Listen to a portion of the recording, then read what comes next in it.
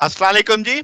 आज का हमारा टॉपिक है बेसिक प्रॉपर्टीज ऑफ न्यूट्रॉन। हम देखेंगे कि न्यूट्रॉन की क्या-क्या खूबियां होती हैं। ठीक है जनाब। तो शुरू करते हैं basic properties of neutron. Neutron आपके पास एक फंडामेंटल पार्टिकल्स में शुमार होते हैं जो कि न्यूक्लियाई की फॉर्मेशन में इस्तेमाल होते हैं, यानी प्रोटॉन, इलेक्ट्रॉन, न्यूट्रॉन। तो ये तीन हमारे फंडामेंटल होते हैं, उनमें से एक न्यूट्रॉन है। हम जानते हैं न्यूट्रॉन पे कोई भी चार्ज नहीं होता, न्यूट्रल होते हैं। अब चूंकि ये न्यूट्रल है तो जब ये मैटर में से पास करेंगे तो ना इन पे पॉजिटिव चार्ज का असर होगा, ना इन पे नेगेटिव चार्ज का होगा, यानी ना न्यूक्लियस इनको कुछ कह रहा होगा, ना इलेक्ट्रॉन इनको कुछ कह रहे होंगे। तो इसी वजह से ये न्यूट्रॉन अपनी कोई एनर्जी नहीं जाया करते जब ये मैटर में से पास कर रहे होते हैं। तो इनकी न्यूक्लियस से टक्कर होने के चांसेस काफी होते हैं, जिससे एक नया रिएक्शन हो सकता है, यानी न्यूक्लियर रिएक्शन आप इंड्यूस करवा सकते हैं। अब जब फ्री स्टेट में होते हैं तो न्यूट्रॉन अनस्टेबल है, बिल्कुल वैसे ही जैसे प्रोटॉन और इलेक्ट्रॉन। तो ये न्यूट्रॉन डिके हो जाएगा किसके साथ? एक बीटा पार्टिकल न्यूट्रिनो के साथ। तो आप देख सकते हो न्यूट्रॉन टूट रहा है, प्रोटॉन में, बीटा पार्टिकल में, neutrino 782 kilo electron volt energy में जा रहा है। अगर हम कहें कि फ्री स्टेट में इसकी हाफ लाइफ कितनी होगी तो ये तकरीबन 13 मिनट होती है इसकी हाफ लाइफ। फिर हाइजेनबर्ग ने सजेस्ट किया कि जो स्पिन ऑफ न्यूट्रॉन है वो 1/2 कट है। ठीक है, और ये एक्सपेरिमेंट से पता भी चलता है।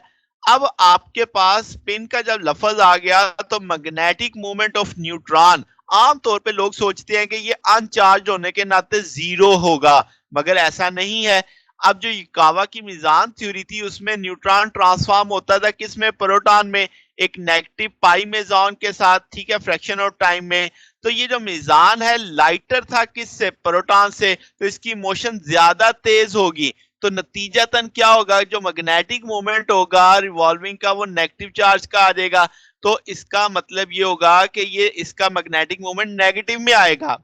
अब प्रोटॉन और पाई मेजान के पास स्पिन भी होती है, तो इसका मतलब प्रोटॉन और पाई मेजान की इंट्रिंसिक मैग्नेटिक मूवमेंट भी होंगे।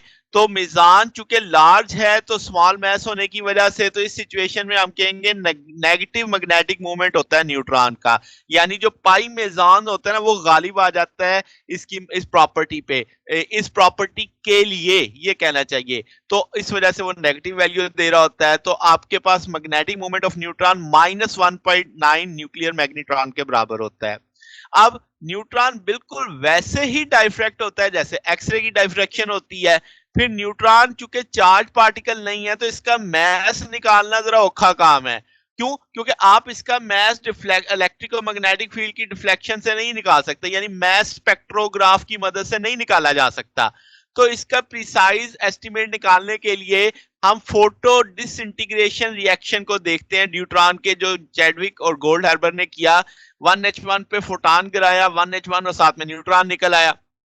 अब जो मिनिमम एनर्जी होगी फोटॉन की जो वहां से निकला, वो गैमा फोटॉन की, वो आपके पास न्यूट्रॉन न्यूट्रॉन को तोड़ने के लिए एक प्रोटॉन में एक न्यूट्रॉन में, तो वो 2.225 मेगा इलेक्ट्रॉन वोल्ट। ठीक है। तो जो मैस ऑफ न्यूट्रॉन और प्रोटॉन आप एक्यूरेटली निकाल सकते हैं स्पेक्ट्रोग्राफ से, तो एम एन आप इस तरीके से कैलकुलेट कर सकते हैं। ठीक होगी बात। अब अगर हम बायोलॉजिकल इफेक्ट्स की बात करें तो न्यूट्रॉन जो है इंटेंस बायोलॉजिकल इफेक्ट्स प्रोड्यूस करते हैं जो एक्सरे और गैमा रे से भी ज्यादा होते हैं, नॉर्मल टिश्यूज पे भी और ट्यूमर टिश्यूज पे भी।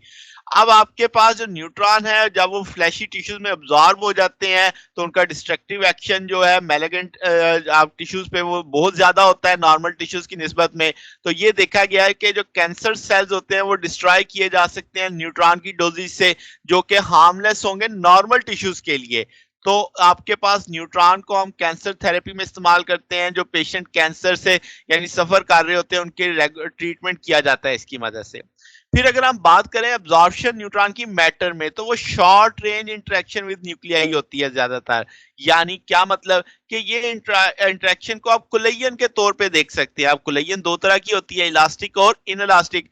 अगर आप इलास्टिक कुलयन देखोगे तो न्यूट्रॉन स्कैटर्ड होंगे, इनमें law of conservation of energy और मोमेंटम लागू हो जाएगा। यानी कि आपके पास जो टक्कर मारने वाला न्यूट्रॉन है उसका कुछ हिस्सा वो ट्रांसफर हो जाएगा स्ट्रक न्यूक्लियस में, और लाइटर न्यूक्लियस और ग्रेटर आपकी एनर्जी इंपार्ट हो जाएगी उसके अंदर, तो आपके पास फास्ट जैसे हाइड्रोजनस मटेरियल्स के अंदर, यानी ऐसे मटेरियल जिनमें हाइड्रोजन की मिकदार ज्यादा होती है, तो लाइट एलिमेंट इसलिए हम कहेंगे न्यूट्रॉन्स को स्लो करते हैं और वो मॉडरेटर का काम इस्तेमाल के तौर पे इस्तेमाल हो रहे होते हैं। फिर अगर हम इनलास्टिक की बात करें तो आपके पास इसकी दो कैटेगरीज होंगी। एक को हम पार्शियल इनलास्टिक बोलेंगे, इसमें न्यूट्रॉन जो स्कैटर होगा अनॉमसली और स्टक कर देगा न्यूक्लियस के साथ, ठीक है, तो इंटरनल चेंज आ जाएगी न्यूक्लियस एनर्जी के अंदर, हम कहेंगे वो एक्साइटेड स्टेट पे चला गया जिस न्यूक्लियस के साथ स्टक किया है। तो ये आपके पास प्रोमिनेंट केस होता है हैवी न्यूक्लियाई के अंदर। तो इस टाइप की जो स्कैटरिंग होती है वो आप डिटेक्टर से देख लेते हो या एनर्जी से देख लेते हैं जो स्कैटर्ड न्यूट्रॉन की होती है उसकी मैयर करके, या गैमा रेज जो उसमें से एमिट होती है न्यूक्लियस में से जब वो नीचे आता है नॉर्मल स्टेट के ऊपर, तो इस तरीके से हम उसे मैयर कर लेते हैं। टोटल इनलास्टिक में क्या होता है कि न्यूट्रॉन न्यूक्लियस पकड़ लेता है, यानी जज़ब हो जाता है न्यूक्लियस के अंदर ही वो, तो इसे हम रियल ट्रांसफॉर्मेशन में ले जाते हैं। तो ये जो कैप्चर हुआ है इसको हम कहेंगे कि एनर्जी ऑफ न्यूट्रॉन जो है वो कॉरेस्पॉन्ड होगी किसके, energy of excited state of nucleus के। तो वो न्यूक्लियस और न्यूट्रॉन अब कहा जा सकता है इन ट्यून है। तो ये जो कैप्चर है इसे हम रेजोनेंस कैप्चर बोलेंगे, इसे आमतौर पर रेजोनेंस भी बोला जाता है। तो आपके पास ये जो इनलास्टिक की किस्म है इसे हम कैप्चर प्रोसेस बोलते हैं। ये आम तौर पे अहम किरदार अदा करता है ट्रांसमुटेशन जो हम न्यूट्रॉन के जरिए प्रोड्यूस करते हैं, यानी रिएक्शन के एक नया जो प्रोडक्ट न्यूक्लियाई बनता है आपके पास। तो ये जनाब हमारे पास आज का टॉपिक था। अगर आपको इसमें कोई बात पूछनी हो, डाउट हो, तो नीचे कमेंट्स में पूछ सकते हैं। वीडियो अच्छी लगी हो तो वीडियो को लाइक कीजिएगा, दोस्तों के साथ शेयर कीजिएगा, चैनल को सब्सक्राइब कर दीजिएगा। अब तक के लिए इतना ही, बकिया इंशाल्लाह फिर नेक्स्ट देखेंगे। ओके, अल्लाह हाफिज।